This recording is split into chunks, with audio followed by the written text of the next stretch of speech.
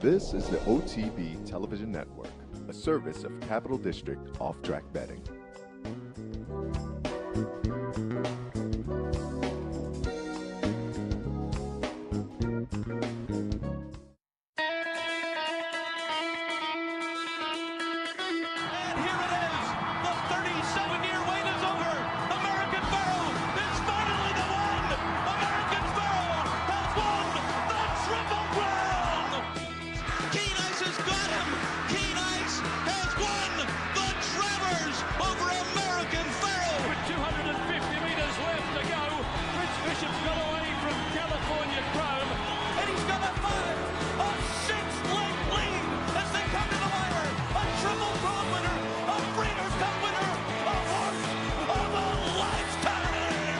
Broadcasting live from the Capital OTB studios, this is Racing Across America with Seth Merrow.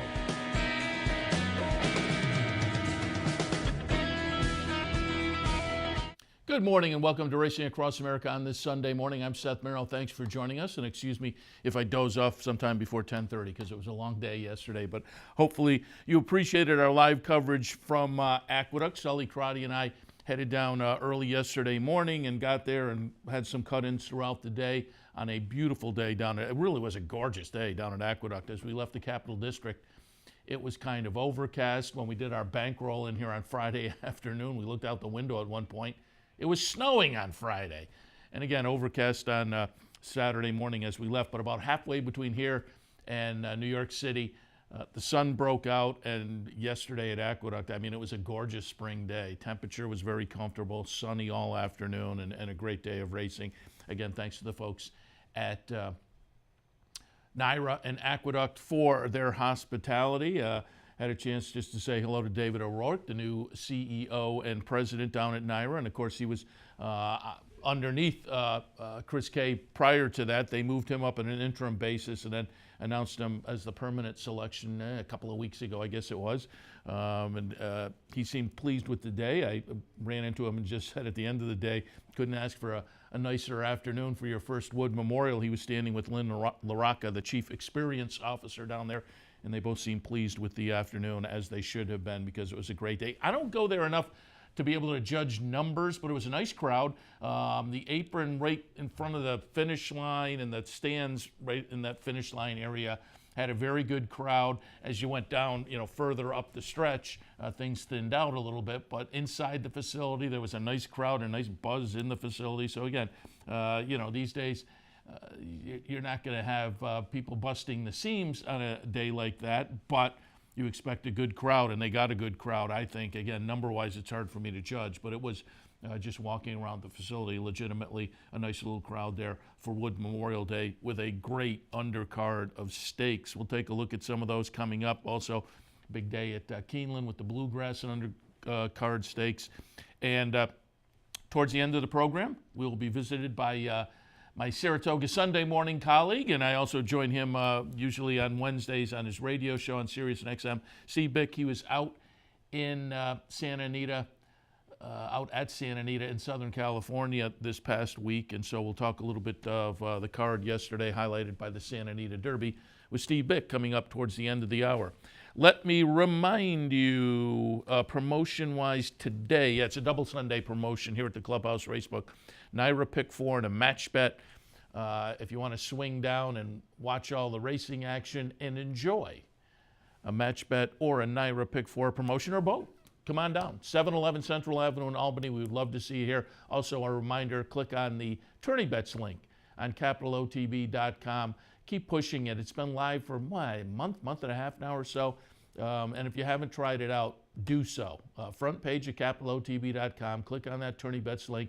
You see the various types of contests, the dates that they'll be available, the price points, and they're all over the place. You can get in inexpensively. They're some free contests.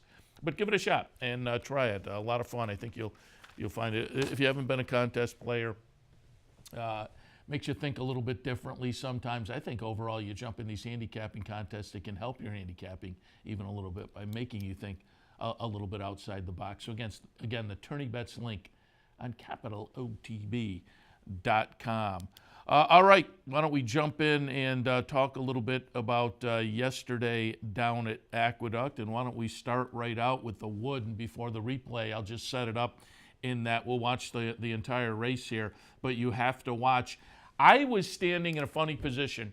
I was down by the winner's circle, but I was kind of below the track a little bit. There was a group in front of me, so I really didn't kind of pick up. I was watching on the big board. As they went by, I was trying to see it. I didn't pick up until they put up the inquiry sign and started to show what had happened. But watch when we show the replay, the number 11 horse on the far outside, Jovia, takes really puts on the turn signal and takes a left turn and really affects most of the field. Keep a close eye on number 2, Tacitus, because he takes a lot of this bumping action. And so for eventually, you see Tacitus there in the Juddmonte green and pink, and you see the horse come over, and Tacitus has to pull up a little bit. And when you see the head-on shot of the horse coming over as well, you realize Jovia really kind of affects the majority of the field. He eventually ran 7th, but was disqualified to 11th and last. I haven't heard what punishment may be meted out to Nick Juarez. It wouldn't have surprised me if the stewards took a dim view and gave him some days, but I haven't heard or what his thoughts were. You know, you can from the 11 post, you know, his thoughts were, let me get over to the rail. And normally when jockeys do that and do it successfully, we applaud. But we applaud because it's so difficult to do, and you can't just come out of the gate and say, I'm getting over to the rail. You know, hell or high water, I'm going to take the left turn. But this is Jovia and not that Brady. A couple of prices at 51 to 1 and 40 to 1, opening it up, giving some fractions for the rest of the crew to challenge, 23 and change, 46 and change, and now they start to make up ground. A horse that, as I talked to people yesterday afternoon for our live cut-ins, Tax was taking some interest from the bettors. Tax, I think, when we talked on Handicappers Report yesterday, Brian Nadeau liked Tax. Tacitus I had underneath. My horse on top was Heichel. Heichel, the number 4 horse, will make a decent little late run for third. You see right there. But it is Tacitus and Tax battling it out. Some folks thought Tacitus may have come in on Tax a little bit. I don't know in this kind of a race whether it was enough to do anything, but winds up a chart margin of a length and a quarter as the 5-2 favorite. Tacitus gets it done for Bill Mott. Tax runs second. Heichel runs third, and again, there's and you can see Tacitus kind of has to come, but you can see a lot of the rest of the field. And again, if you liked horses in here, and next, look at Tacitus there, kind of again has some trouble trying to find room. So there was plenty of trouble for the eventual winner.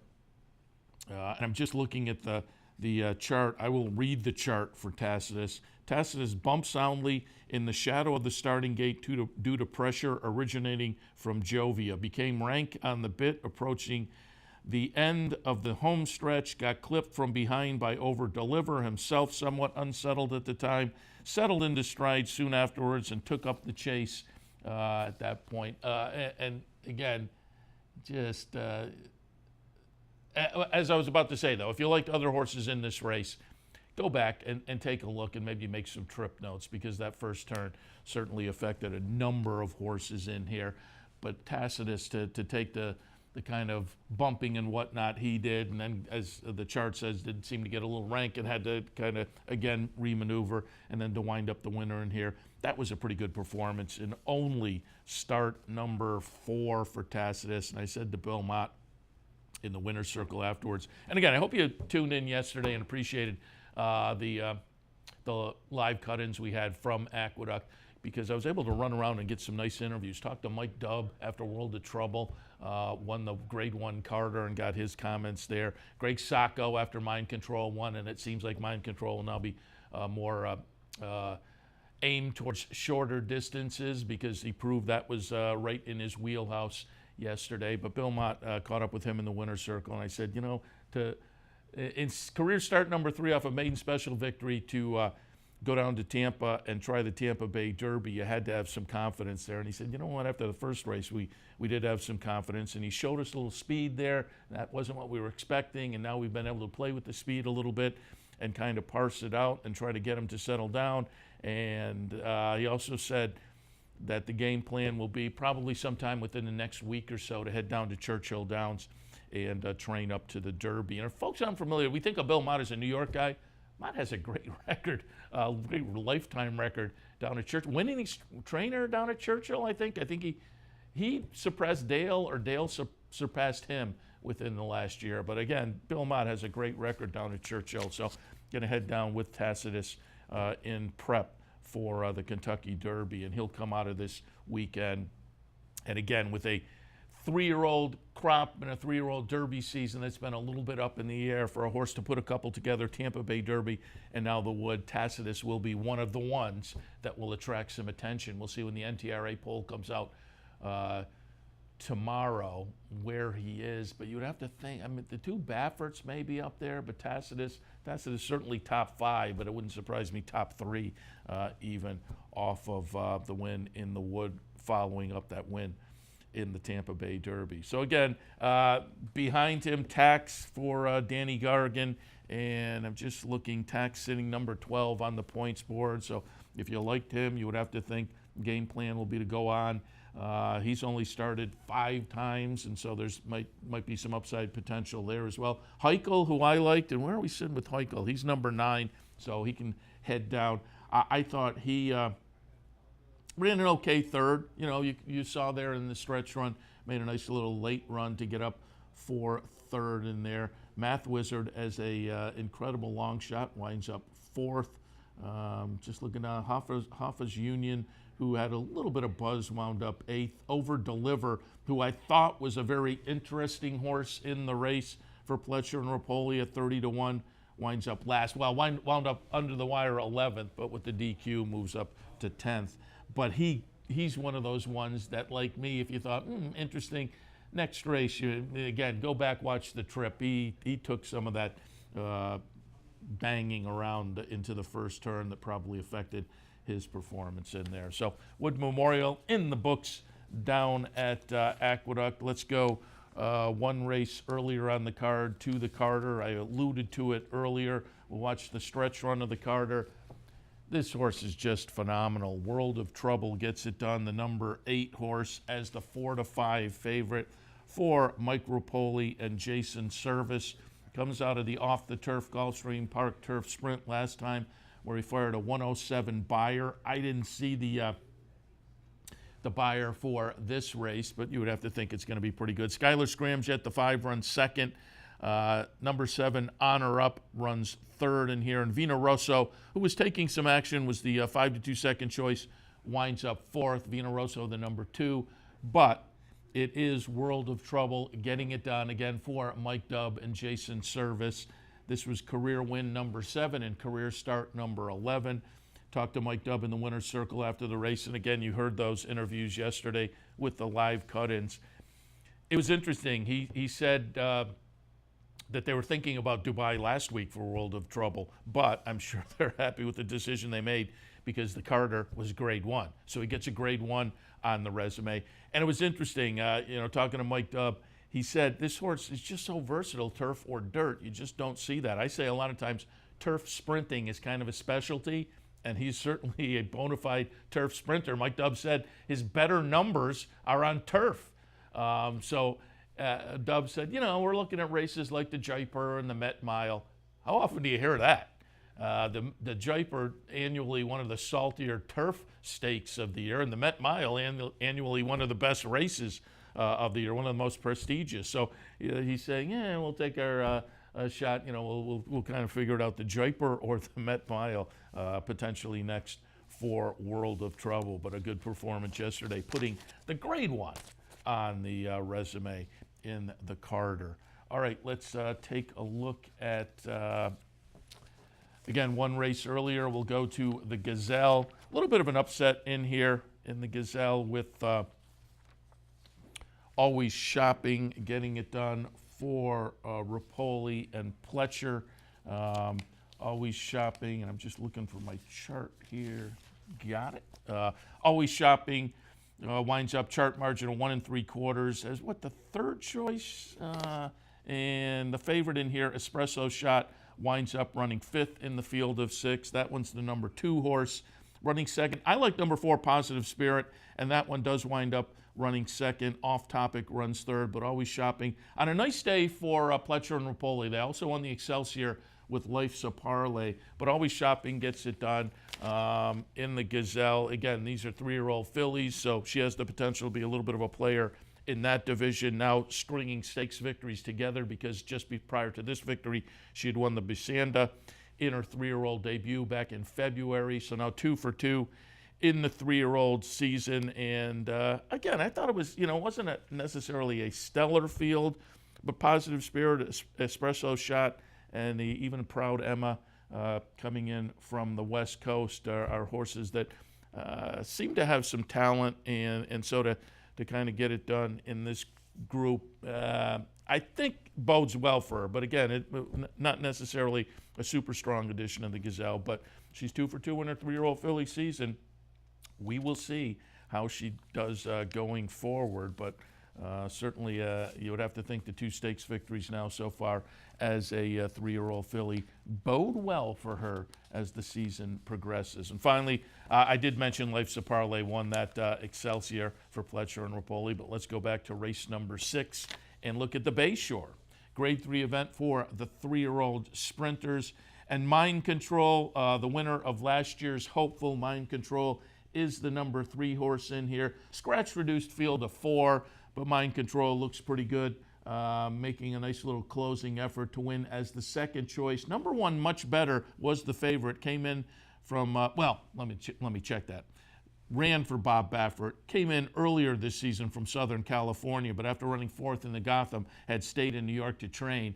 And Gutsy here would not let Mind Control get away until late, where that one eventually puts a length and a quarter between that one and Much Better under the wire. Call Paul runs 3rd, but Mind Control, again, the winner of the Hopeful, had tried the Breeders' Cup Juvenile and ran 7th in there at a mile and a 16th, and this year it had a couple of mile races coming into the Bayshore. Ran a nice win in the Jerome in a mile on New Year's Day, and then last time, pretty good second in the Gotham.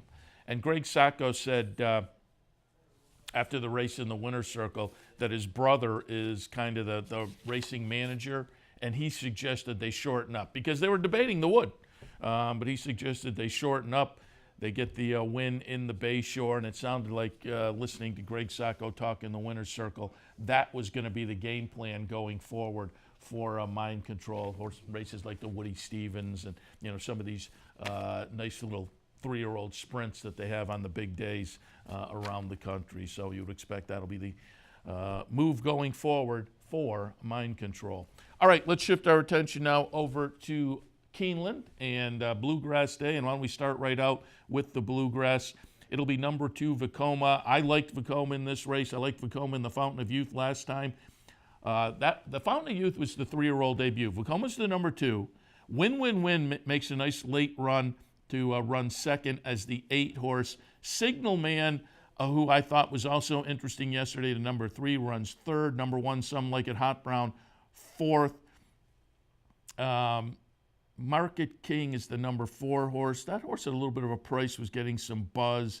I'm just looking down, and those are the players. Dreammaker at 8-1 winds up 13th in the field of 14. But again, Vekoma kind of sitting just behind the pace setter here and makes a move. Some Like It Hot Brown is that pace setter. It makes the move and pulls away in the stretch. Chart margin of 1 3/4 is the 7-5 favorite. Vekoma took a lot of late money. But again, this was only the 4th career start. This horse broke the maiden in the career debut back in September at Belmont. Followed up at Aqueduct, winning the Nashua in November. Then laid off until that Fountain of Youth last time. Ran 3rd behind Code of Honor and Bourbon War. You may have thought, wasn't flattered by those last week in the Florida Derby. But a lot of people, and I agree, Code of Honor and Bourbon War, given the pace scenario, I thought ran all right. But more importantly, I thought the Fountain of Youth was a pretty good 3-year-old debut for Vekoma. Had been off since November. It was the first try around 2 turns. I thought it was an okay 3rd one to build on, and that's exactly what he did. And as you can see, it looks a little green here in the stretch. He's kind of floating around a little bit. But again, a good margin of 3.5. Win, again, is making that nice late run. Look at Win on the outside here coming up. This is a nice late run for the Mike Trombetta horse, and just will nose out Signal Man on the inside. So Vekoma, interesting, now comes out of the Fountain of Youth third place finish, follows it up with a win in the Bluegrass. As I say, I think the two Baffert horses are going to, as we look at polls and get opinions, will be up there. I think Tacitus will be up there. Vekoma certainly is going to get some respect. I'm not quite sure. It'll be interesting to see where he does fit on the polls. I'm not saying he's going to be down sitting at 15 or anything, but I'm just wondering, as compared to those other three, where he'll be exactly in the mix. But certainly comes in now in good form with a win in the Bluegrass and only the fourth career start. Signal Man again, but I think both of the, really, I was not high necessarily on Some Like It Hot Brown. Some folks were. Ellis Starr, who we had on the show yesterday, liked Some Like It Hot Brown. So I'll throw him in the mix. I think the next three, Win, Signal Man, Some Like It Hot Brown, if you like those, I wouldn't jump off of them necessarily. Because, again, I don't think now anybody is heading into the Kentucky Derby with any resume that says, oh, here's the one. I think this is going to be a derby where if you want to play around and you've been on a horse and you got one of those races, you don't want an 8th place finish or anything, but you got a race like the 2nd, 3rd, and 4th place finishers in the Bluegrass. I think you get, or Heichel in the Wood. I think you could still kind of be on the bandwagon and feel some level of confidence. At least you know you're going to get a better price than if the horse had won necessarily. So, all right, let's move on and take a look at the Ashland at Keeneland yesterday. 3-year-old fillies, grade 1 event. Restless Rider, 5-2.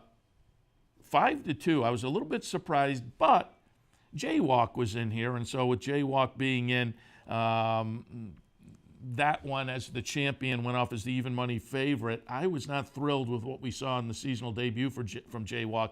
And Jaywalk, the number 4 horse, runs 3rd in here. So a couple of disappointing finishes certainly this year off the championship season. Restless Rider takes a lead late here, the number 6 horse, but out for a spin at 52-1 will not be denied. Out for a spin gets it done. Career start number 5 for that one.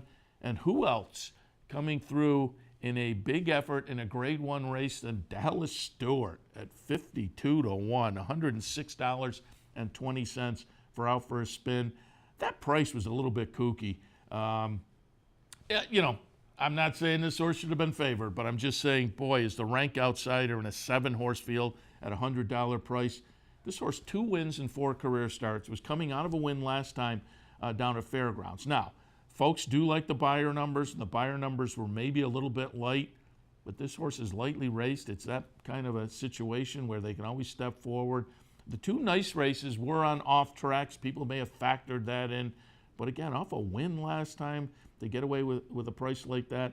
And a Dallas Stewart horse, who again, in these big races, particularly this time of year, can at least get in the money at a price. They'll let that one sneak away. But out for a spin does duel and hold off Restless Rider. Comes again to beat Restless Rider. And Jaywalk, be interesting to see.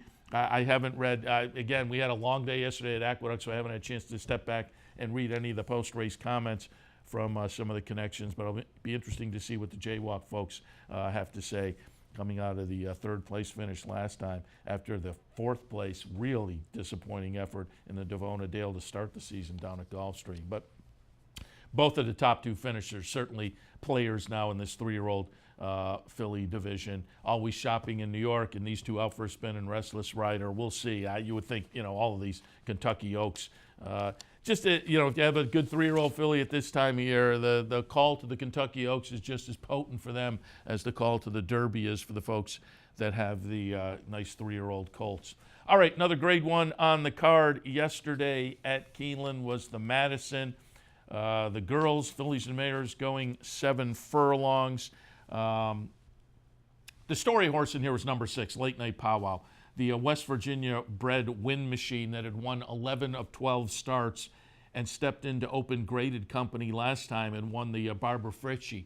Had to step up to do that, but did step up. in the Grade 1 Madison was going to have to step up again and ran an okay third.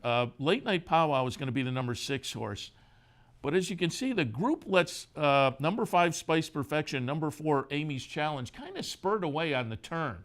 Just before we picked it up, those two were much closer to the pack. And as they got into the turn, in the first half of the turn, the top two kind of spurted away. And then everybody just had too much work to do. So again, you can see Late Night Powwow, the 6 horse, getting up and kind of grinding and running a good third.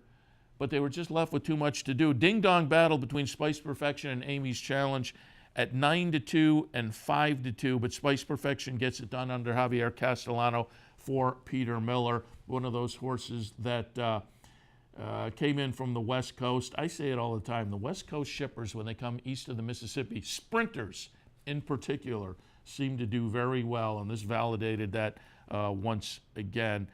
Shamrock Tail, the number 9 horse, went off as the 9-5 favorite and wound up 5th for Mark Cassie. That was last year's Breeders' Cup Filly and Mare Sprint winner and the Eclipse winner in that Filly and Mare Sprint division. So far, her 4-year-old season, a little less inspiring. A 4th in the Hurricane Birdie down at Gulfstream. In the Azeri, you can almost give her a pass in the Azeri. Stretched her out to 1 mile and a 16th, but she was behind Midnight Bishu in a late. She ran 3rd in there.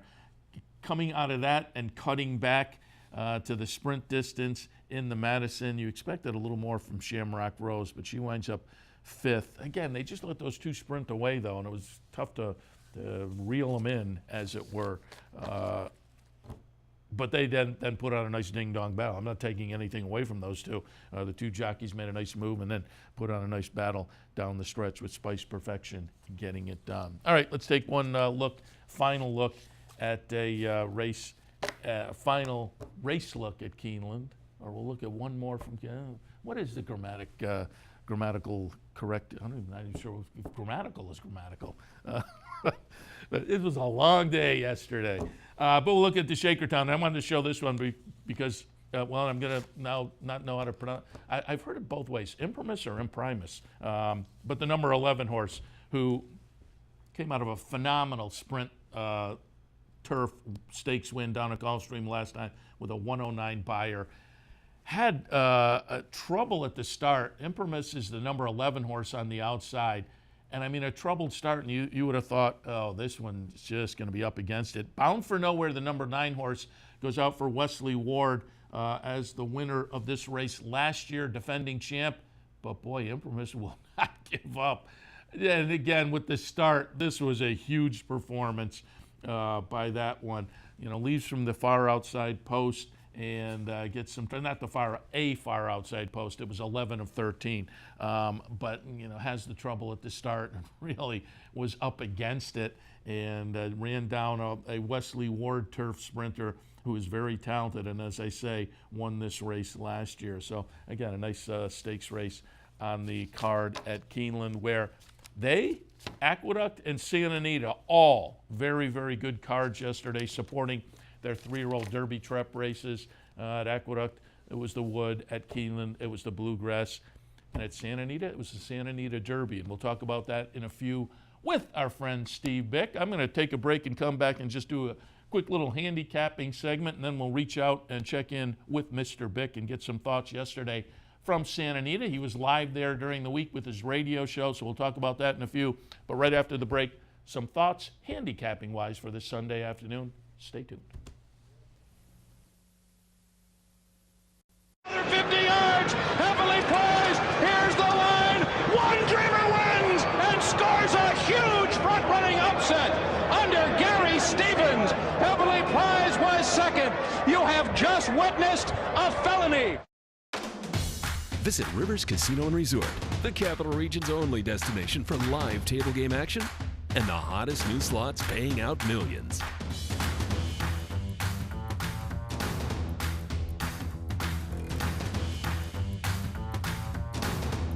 And they're off. Horse betting is now at Rivers Casino and Resort with Capital off-track betting terminals and live tellers located just off the gaming floor at Van Slicks. Get in on all the action at Rivers Casino and Resort. Runs at him with 1 furlong to run. They've let flat out behind. Fort Larned digs in. Mucho Macho Man runs at him. Fort Larned, Mucho Macho Man. Fort Larned with the heart of a champion. In a recent study of some of the top online wagering sites, Capital OTB won big in total player rewards, far surpassing some of the best-known wagering sites in America. While other rewards programs simply offer you points redeemable for gift cards, Capital OTB's rebates are paid to you in actual cash. Plus, Capital OTB gives you full and immediate access to your money. So if all you're getting now are points and gift cards, join Capital OTB Player Rewards today and get cash back. Visit CapitalOTBBet.com and sign up today. Welcome back to Racing Across America on this Sunday morning. Seth Merwin here. Thanks for joining us. I mentioned the leaderboard a little bit, but I mean, obviously things have firmed up. We really have the Arkansas Derby, which is a 100-point race, or the Lexington still to come. So things have really firmed up as far as the points board. And Master Fencer from Japan has been verified as a starter in the Derby. So there's a Japan runner taking up a spot. That leaves Omaha Beach currently with 37.5 at number 19 on the points board. So the bubble is anything beyond 37.5, and 37.5 becomes a bubble, again, with the Arkansas Derby sitting out there. But some of the horses that are 21 or below, some of the notables that are 21 or below, that either will not make it or will be chasing points over the next week in Arkansas or Keeneland for the Lexington. And Lexington, again, is a 20-point race. So you, with the Lexington, you'd have to be at about 20 points now and get the win to bump into the field. But again, starting at 21, some of the notable horses that are on the outside looking in at this point. And if you're 21, 22, 23, you also can just kind of sit back and look the next couple of weeks and see if other connections make decisions not to go. That could move horses out as well. But at 21, Bourbon War, 22 is Some Like It Hot Brown, Instagrand is 23, 25 is Country House, Improbable is 27, Mucho Gusto 28, Harvey Wallbanger is sitting at number 30. Our friends at West Point with Galilean, and I think the game plan for him is Arkansas next week. Galilean is number 33. So there are some notables, not that Brady who ran yesterday, but the way he ran, he's down at number 35. So there are a few notables, but some of these will be pointed towards next week in the Arkansas Derby and have the potential to move themselves into the field. But just looking, out of those horses I noted, I don't know whether we're looking at any real potent, Improbable, I suppose. But at 25, he hits the board. He moves into fairly good shape. What's third place in the Arkansas Derby? You get another 20, so he would move up. Improbable would move to 45 points, so he'd move into the mix. So it'll be interesting to see, again, what happens next week and who moves in and whatnot. But it looks like, just looking at the field and looking at I'm looking at the probables also for the Arkansas Derby, and that's why I'm hesitating, because Omaha Beach, but with the win in Arkansas, he's that last one I mentioned earlier at 37.5. But at 37.5, that's a bubble. So a little insurance. Omaha Beach next week in the Arkansas Derby probably wants to hit the board. So we'll see. It looks like, as I say, with the Derby preps almost done, that leaderboard is starting to feel pretty locked in. And again, if you're sitting 21, 22, 23, you can kind of look and maybe hope over the next couple of weeks some connections go, you know what, we're gonna take a pass on the Derby and move in that way. Otherwise, you hope you hope you still have the bullet left and you can aim for the Arkansas Derby, the Lexington, and add some points to your resume and move up that way. All right, and lock in. You don't want to be on the bubble looking in and hoping other folks have to make decisions that move you in. All right, let's do a little handicapping for this afternoon. Quickly take a look at the fifth at Aqueduct today, and my Aqueduct selections are available on the Handicappers Report sheet via capitalotb.com. Click on the link. Nice printable PDF. Danger's Hour, the stakes race on the card today. 1 mile on the turf. That's race number 5. I have it 8, 4, 2, and 1. I mastered the obvious, but again, just things to think about on the day. Inspector Lindley, be interesting to see how this one runs. 3 to 5 on the morning line, so I'm not tossing out anything super clever here.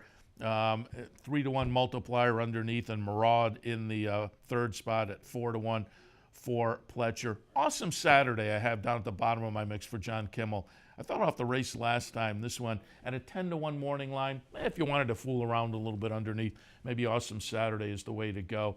Particularly if you wanted, particularly if you thought Inspector Lindley may be a little bit vulnerable. Maybe you could box around tries or whatnot, try to get the big favorite down in the second or third spots and put Awesome Saturday in the mix a little bit. But Inspector Lindley overall, 2 triple-digit buyers in the last 3 starts. Now, the Munoz at Fairgrounds, a little bit of a disappointment, running 6 in there behind Bricks and Mortar. But I expect the horse to run better this afternoon, given what we saw prior at Tampa and the race, which, again, it was kind of come from the Clouds effort, 3 back down at Gulfstream, and you're always up against it a little bit, but number-wise, it was very good. So Inspector Lindley looks logical, but multiplier for Bill Mott, who number-wise last time was the number was a little bit light.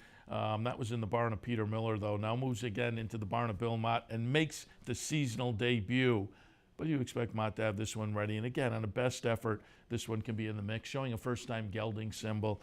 Maraud, I thought, was a very, very interesting 3-year-old turfer last year, making the 4-year-old debut, coming up from the Palm Beach Downs training facility for Pletcher. Again, probably has to step it up a little bit, but could be interesting, again, in this 4-year-old season. So 5th race at Aqueduct, the Danger's Hour. I have it 8, 4, 2, and 1.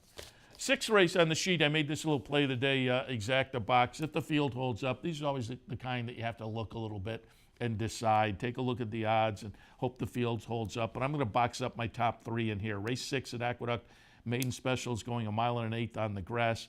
I have a 2, 6, 7, and 5. The number 2 is more likely than not.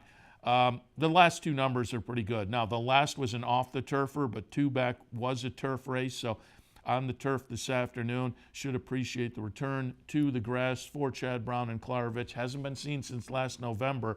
This is a very lightly raced 4-year-old, and given that, I wouldn't be surprised off this layoff if this horse came back a little bit improved. 2 to 1 there. 5 to 2 on the town, the Mark Hennig trainee that put in 2 nice efforts down at Gulfstream, number-wise, as compared to this field. They're both 4th-place finishes, but I think set the horse up well to be in the mix this afternoon. And then unabridged for Jimmy Lawrence, comes in from Europe, hasn't been seen since January on a synthetic track over there. All 3 starts over there were on synthetic tracks, but did, as a filly, face the boys last time and ran a good second. I just found this one interesting at 6 to 1. So there's the one that we're looking at as maybe adding a little bit of value to our play. Again, hopefully no scratches, the field holds up. Look at the odds, see if it makes sense. But I'm going to box up my top 3 in race 6 at Aqueduct in an exacta 2, 6, 7, and 5. And finally, the feature race at Keeneland this afternoon, the Beaumont, grade 3 for the 3-year-old fillies, going about 7 furlongs. I'll go 8, 3, 2, and 5. I just find it interesting that Chad Brown elected this spot for feedback. He had this one entered in the big 3-year-old race at Keeneland yesterday, 3-year-old filly race. Scratched out of that to take the shot at the sprint distance. She's looked phenomenal. I talked with Chad about this one last week when we were down at Palm Meadows because I was so impressed. The career debut win up at Saratoga in August, then laid off from that until February and came back, second career start. The grade 3 forward gal down at Gulfstream and won that. So 2 for 2 now for Chad and Klarovich. Tries this Beaumont. I think this is going to be right in her wheelhouse. Queen of Bees in the second spot for me. George Abreu brings this one up from Gulfstream off a couple of wins most recently, and I think this horse stepping into stakes company will fit nicely. Mother is the interesting horse. I mentioned earlier, I like when the Santa Anita or the Southern California shippers come east, particularly when they're sprinters. So I may regret putting Mother underneath for Bob Baffert, but clearly belongs in the mix. In the Keeneland 7th, 8, 3, 2, and 5.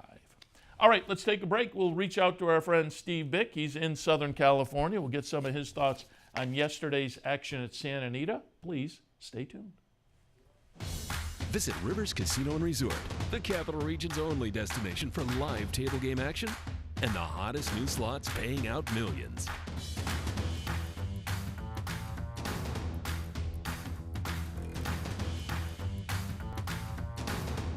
And they're off. Horse betting is now at Rivers Casino and Resort with Capital off-track betting terminals and live tellers located just off the gaming floor at Van Slyck's. Get in on all the action at Rivers Casino and Resort.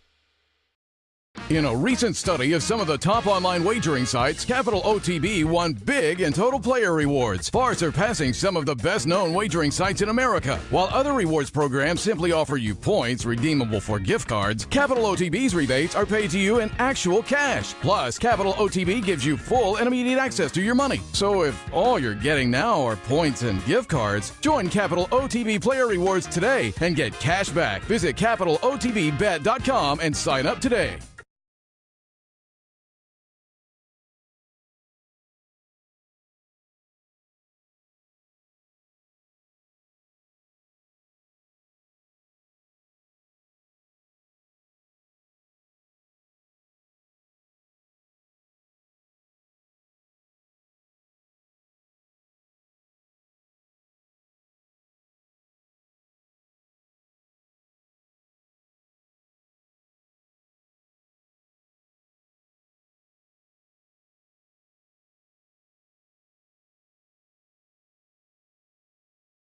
Welcome back to Racing Across America. As promised before the break, happy to be joined by my Saratoga Sunday morning colleague. And again, I visited him on his radio show at the races on Sirius and XM, and he was out there with the radio show all week long in most of the week in Southern California. Steve Bick. Steve, good morning.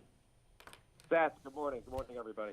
And let's start right out because you've been out in Southern California. I'd love to know your feeling on the mood out there. And I haven't had a chance to listen to the entire week, but I will tell people, and I mentioned it yesterday, I have it linked over on Equidaily.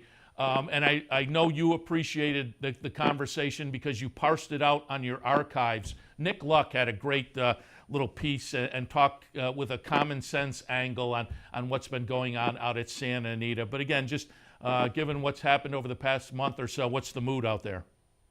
Well, the mood is terrible among the horsemen and the owners. Yesterday was a phenomenal day, and luckily everything went smoothly. But everybody is holding their breath with every race, with every workout. It's an absolutely untenable situation, and even though yesterday went well, it isn't going to, necessarily mitigate what's going to happen going forward. And what's going to happen is completely uncertain. And the biggest problem is the lack of confidence that the horsemen have in the management team that seems to just be reacting minute to minute. There's very little communication to the horsemen and with them, and as a result, you've got rampant rumors and just a atmosphere that is very difficult on everybody involved, and it trickles down to the staffs at the barn and to the personnel at the racetrack. Yesterday, as the day wore on, things actually got more and more relaxed as people got into the flow of the race day. It was very good, and from that standpoint, everybody left with a smile. But then, tomorrow, or meaning today already, you have to completely be on full alert at every moment. And, there's a meeting at the end of the week. Again, the CHRB is meeting, and, there's constant interplay between the state officials, whether it's the Congresswoman, Mrs. Chu, or whether it's Gavin Newsom, the governor, Dianne Feinstein's office. I mean, you've got a very, very tenuous scenario going on, and as great as yesterday was, reality, is going to set in going forward. So we just have to, we have to trust that. I suppose that, that the veterinarians, particularly and the horsemen, are doing everything they can to make sure the horses that they're sending out are 100%. But if there's horses that are non-clinical, as they say, that are not presenting, with any symptoms of any issue, it's hard. And even though there hasn't been a problem in 3 race days, Thursday, Friday, Saturday, we all know what the reality is, Seth. I mean, there's going to be a horse that goes wrong. And to be under this microscope, that anytime a horse has an issue, I don't know how things can work. So that's, I mean, I don't mean to be less than optimistic, but I can tell you that certainly the horsemen are less than optimistic. Yeah, it's a tough situation, and again, it reflects on the entire industry to some point, and so we certainly wish them all the best out there. But as you say, it was a nice day yesterday, certainly. I'm curious, given the situation, what was the crowd like? We were broadcasting live from Aqueduct all day yesterday. They had a pretty good crowd at Aqueduct. Facility had a nice buzz in there and whatnot. What was the crowd like out at Santa Anita? It's typically a late arriving crowd here, and the infield, they didn't have the infield set up for some big cap days, particularly big cap day. The infield is open, so under that scenario, they didn't necessarily have the kind of capacity crowd that you sometimes will see, particularly for big cap. So it was a good crowd. And it did build. And when I actually spent the whole day. Sometimes I'll not get there till the 4th, 5th. As the card is starting to roll. But I was there the whole card, and there were early stakes, including the Oaks. So I needed to be there early, and the crowd built steadily, but it was not as big a crowd as I'm used to. I've been coming out here for big caps and Santa Anita Derbies for the last 5 years, basically, and it was good. It was a nice crowd, but it wasn't. The place wasn't teeming, which actually is very comfortable because when you get a very big crowd on the front side there, it can be a little tough to navigate. But it was good. It was brisk. All right, let's talk the races. Again, big 3 Derby preps yesterday. We took a look earlier at the Wood and the Bluegrass. We'll now fire up the Santa Anita Derby. You were there when I talked to Bob Baffert last week at Gulfstream Park, and I asked him about his 3-year-olds and mentioned Game Winner and Probable and Mucho Gusto as well. And he tossed Roadster into the conversation, said, don't forget about that one. Roadster will be the number 1 horse, Game Winner the number 6, Instagrand the number 5. Instagrand will lead most of the way around. Nolo Contesto, the number 3 horse, is second for much of the way around. But as they come into the stretch, it winds up to be the 2 Baffert horses.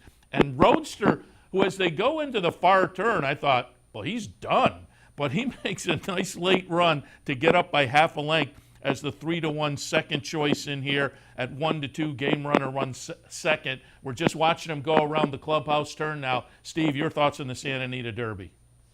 Well, obviously up front, you had Instagram, who I had Dan Ward, Hollendorfer's longtime assistant, and formerly longtime assistant to Bobby Frankel. And Ward felt that Instagram was absolutely ready to fire his best shot. And I think he did. And I think, the people that were concerned or wondered if he was going to be a 9-furlong or a 10-furlong horse, I think he got your answer. He's a middle distance horse, and he'll be very good at that assignment. This you could tell this was just out of his range. I don't think he wants to go beyond a mile and a 16th, but he ran very, very well. And he did have to deal with Game Winner, and Game Winner, once Game Winner moved away from Instagram, he pretty much was the winner.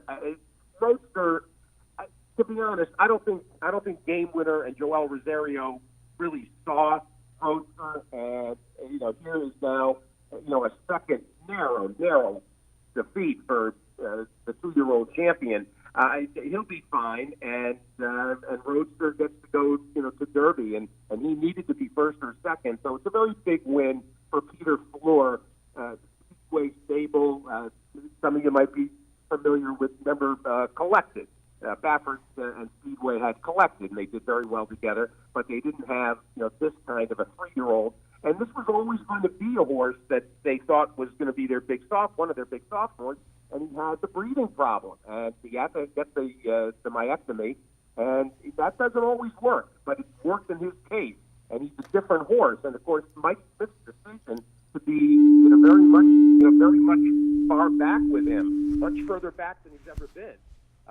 That was different, and if he can rate like that, he's going to be a handful. Came back with a 98 higher, and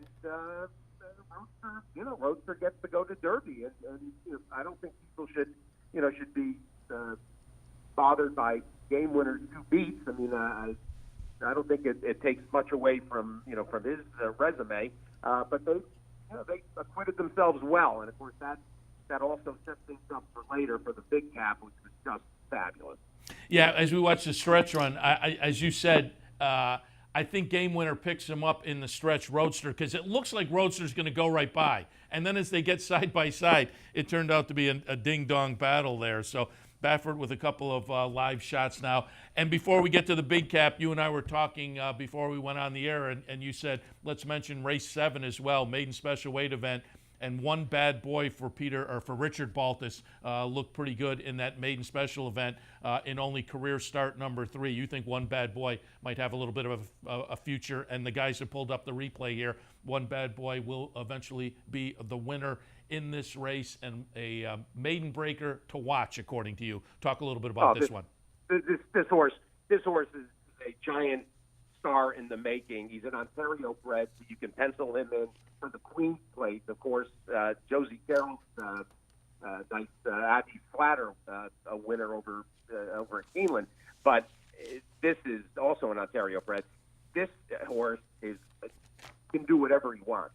And Baltus told us about him on the radio going back several months, and we were kind of tracking him. In his second start, he ran into Omaha Beach, which was not really fortuitous, but Baltus would have run him back on the dirt had he had the opportunity, but the races never really went because of all the cancellations.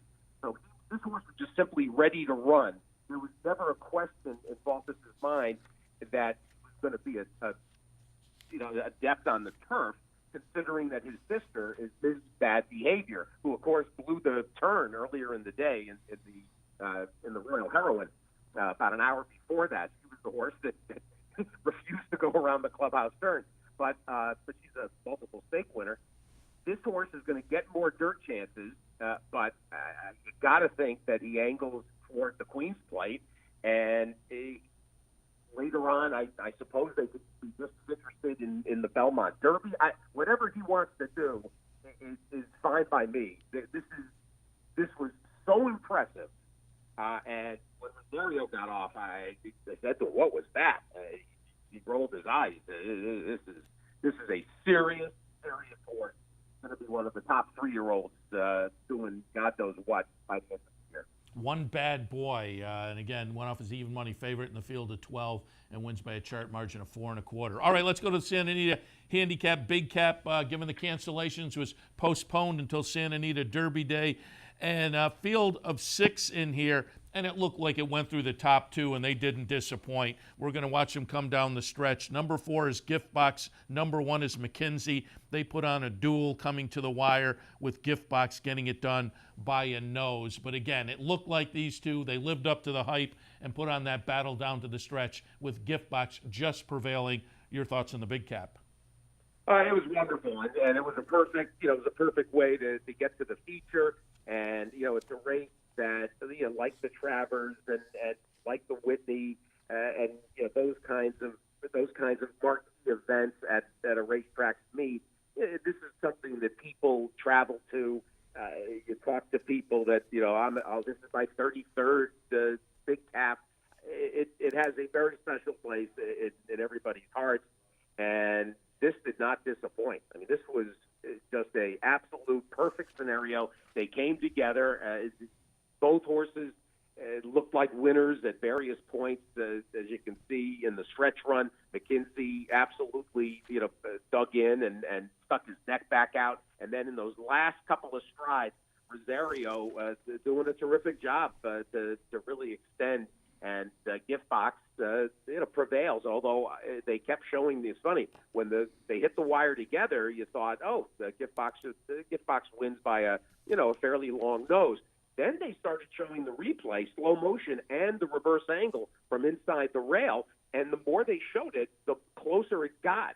And it's a clear win. And Gift Box, what a terrific purchase by Costa Aronis to pull him into the fold at the end of last year. And part of it was Twirling Candy, who, of course, John Stadler trained. And, in fact, Twirling Candy also the sire of One Bad Boy. So it was a very good day for Twirling Candy at Santa Anita. This win is interesting for a few reasons. Costa Aronis and John Sadler, of course, won the race a year ago with Accelerate. That makes the owner-trainer combination the first to win the Big Cap in back-to-back years since? I don't know. Charlie Whittingham in some fashion?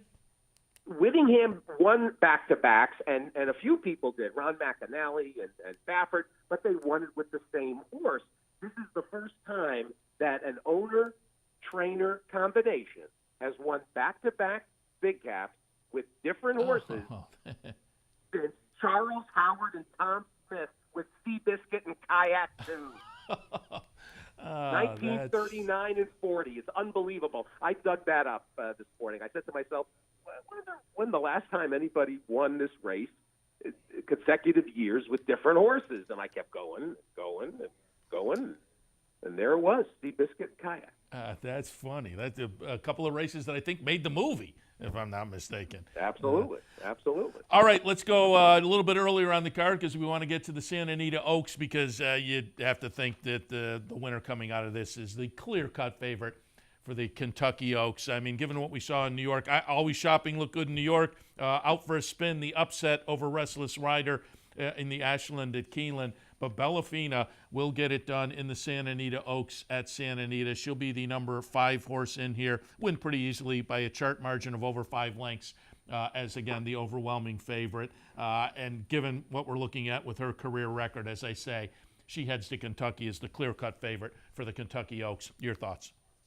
Well, you looked at this group and you knew she was going to win, and she was 1-5, 1-9 open, and eventually went off at 30 cents on the dollar. And what was notable about this is that Flavien Prat wanted to make sure he was going to stay out of trouble, and by doing so, he set up shop 4 wide into the first turn, and then he was 3 wide the entire backstretch, and so he certainly took the worst of it in ground loss, but she was just that much better. And at will, without even really being asked much, she inhaled the 2 Baffert runners, and off she went and just paraded down the stretch. They had no answer, Florida Lamar and chasing yesterday. But she hasn't necessarily run quote unquote fast if you're using figs as a measurement. But she reminds a little bit of Monomoy Girl last year because, you were a little deceived by Monomoy Girl from a fig standpoint, and you thought, okay, I mean, she's good, she's the logical favorite, and then she threw the outside, and you thought, okay, that could be an equalizer. Well, this was a little bit of a showcase because she was 4 and 3 wide all the way around until she took over and moved down inside. I mean, she kind of won as she pleased. So very impressive, and she absolutely, not just the favorite, but she'll be a strong favorite. And we'll see what happens in the fantasy at Oaklawn. But there's nobody that seems to be lurking that is going to somehow shoulder their way into the picture on the Oak side. Only got a couple of minutes left, but let's get your thoughts. Wood with Tacitus winning, Bluegrass with Vekoma winning. How did you see the results in those two races? Well, we'll start at. I guess you can sort of combine them because there is, of course, a common thread to the two races. That being the absolutely irrepressible Randy Hill, and of course Randy and Matt Gatsis, Sovereign Stable, well known from about Saratoga to New Hampshire, and they make it to the Derby, and Randy partnered up with the Reeves and others in tax. So Randy Hill, who's been around the racetrack a long time, is as affable and as likable as there is an owner in the game, is going to have two horses in the Derby. He will be so well received in Louisville. It'll be so much fun, and I could not be more delighted for Randy. And I got to mention, even before we talk about Tacitus, what a great job by Danny Gargan. Yeah, Gargan came away with the Withers win and said, "We're going to wait until the Wood." And given the point scenario, he needed to run a good race, and he did. And so Tax gets to go, and there's neighborhoods. If Danny Gargan wins the Derby, they'll need riot police in neighborhoods in Louisville. Tacitus, follows up his performance in Tampa with another excellent effort. There were a number of horses that kind of didn't show up, to be honest. Fletcher, after getting on a roll, and Todd had a very good weekend. Around obviously there and with Life's a Parlay and with Always Shopping. But Outshine, I thought, really disappointed. And other than that, a solid enough. Heiko, he's going to need a pace setup. I thought that Not That Brady. I kept reiterating during the week that Not That Brady had the hoof issue going into the Gotham, and to not hold that against him. And he again acquitted himself really well, attending the pace, and before he backed up, he needs to shorten back up to one turn.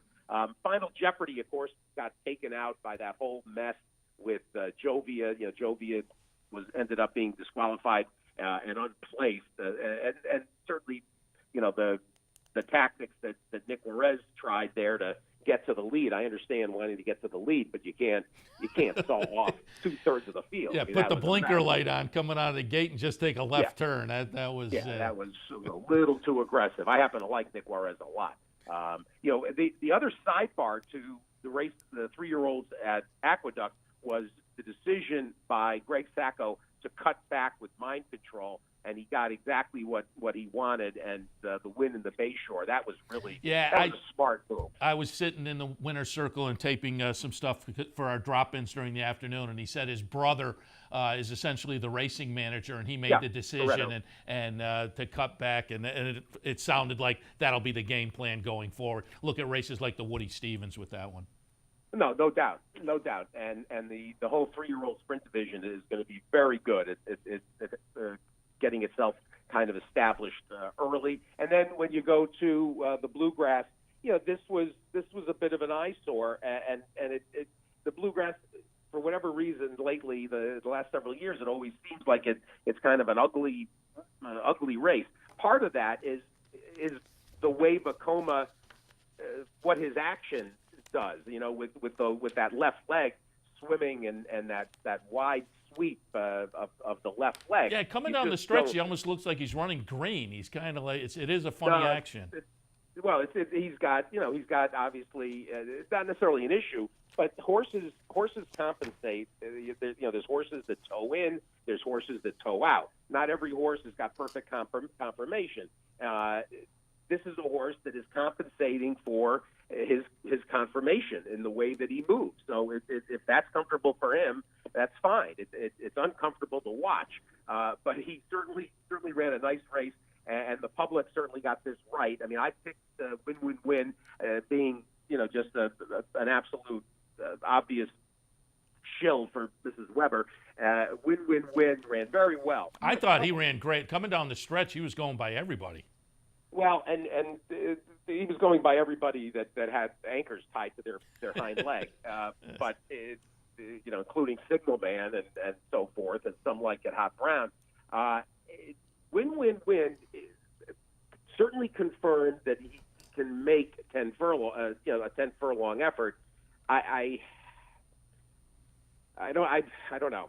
They're going to be delighted for Mrs. Weber to at Live Oak to get back to the Derby, and for Mike Trombetta. One of my greatest life experiences and experiences in the game was being with Mike the 2 weeks with Sweet Northern Saint, who I had latched on to early in the year, and it was Trombetta's first big national horse, and I kind of got swept up with that team and spent the whole time with the grooms and the exercise riders and Mike and the horses, and so that was my that was for me, that was as good as having my own horse in the Derby.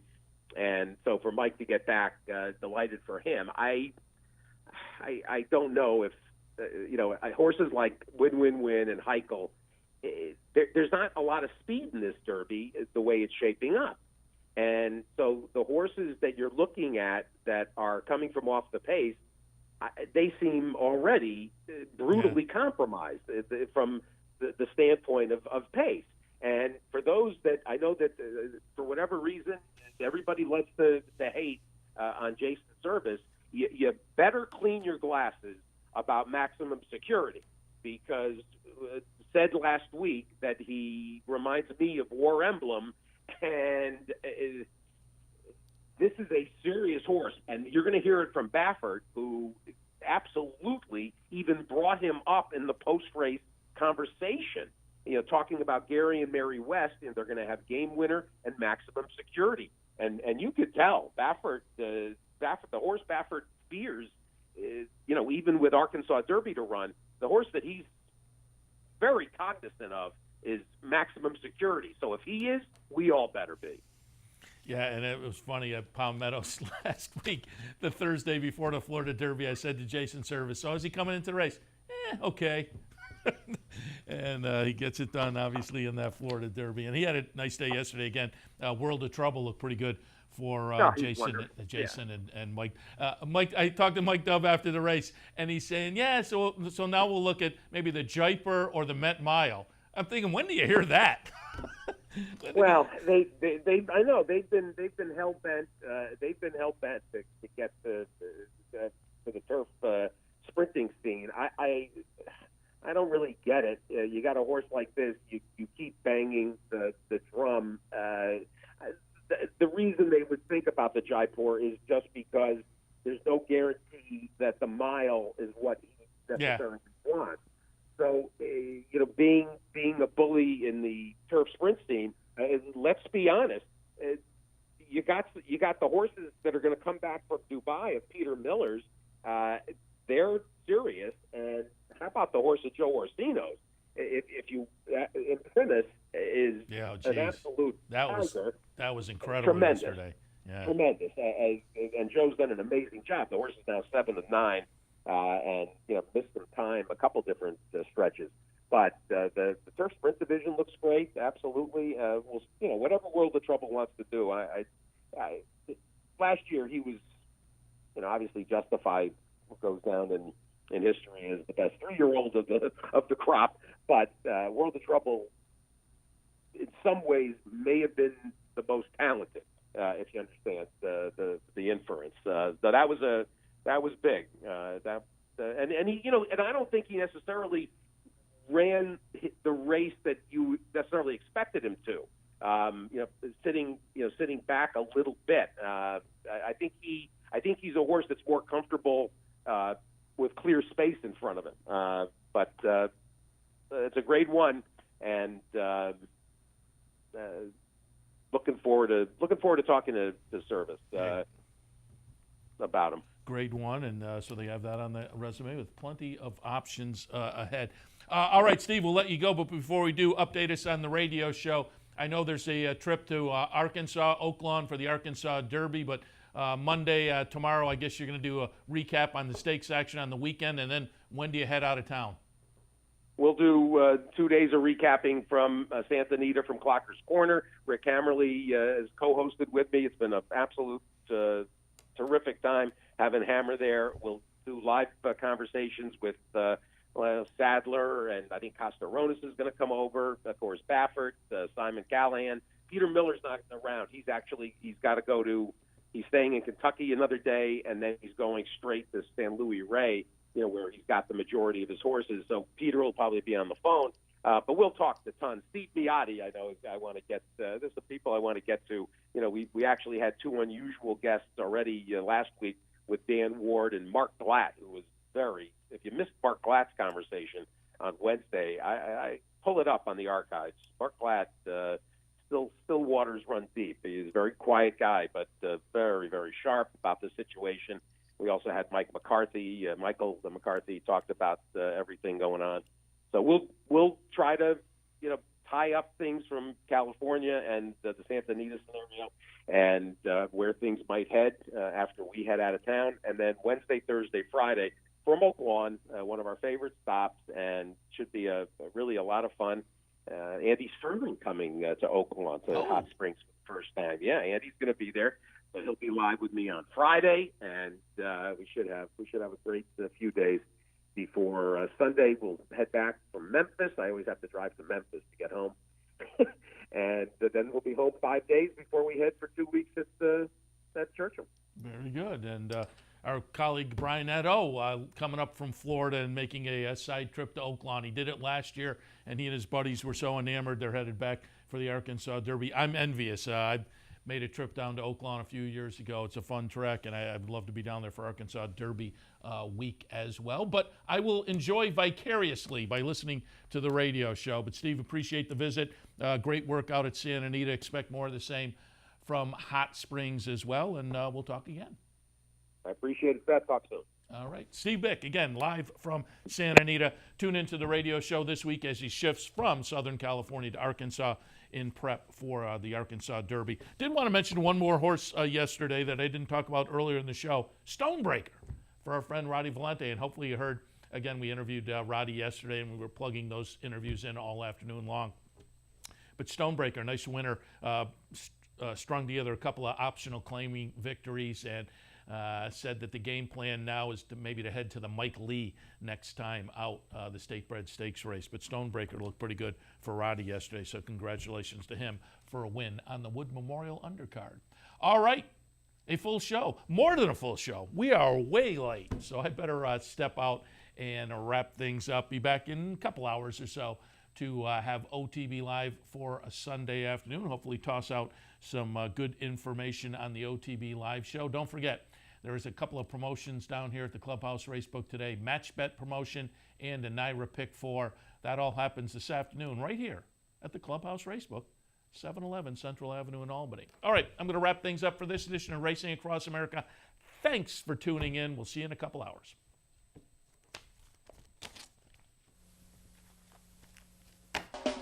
You're watching OTB TV, a service of Capital Off Track Betting.